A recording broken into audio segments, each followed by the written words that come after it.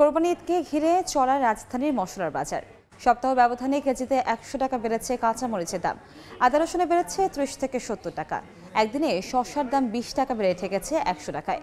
এই খবর জানতে আমরা সরাসরি যাচ্ছি সেখানে। ঈদুল আজহা, এই ঈদুল আজহাকে কেন্দ্র করে আমরা দেখতে পাচ্ছি রাজধানীর নিত্যপণ্যের বাজারে প্রভাব পড়েছে বিস্তরভাবে।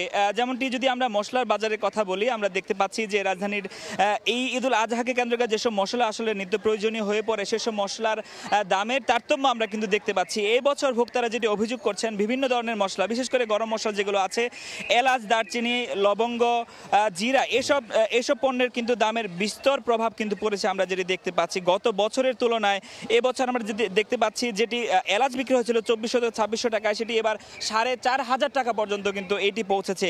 পাশাপাশি গোলমরিচের দামও কিন্তু চড়া, যেটি বিক্রি হচ্ছে 1200 টাকা কেজিতে, সেটি গত বছর ছিল 800 টাকা। অর্থাৎ এই গোলমরিচের ক্ষেত্রে 400 টাকা কেজিতে আমরা দেখতে পাচ্ছি বৃদ্ধি পেয়েছে। পাশাপাশি লবঙ্গ, জিরা এবং দারচিনির কথা যদি বলি, এই তিনটি পণ্যের কথা বিক্রেতারা যেটি বলছেন আমাদেরকে, যে এই পণ্য গত বছরের তুলনায় কিন্তু দাম কমেছে।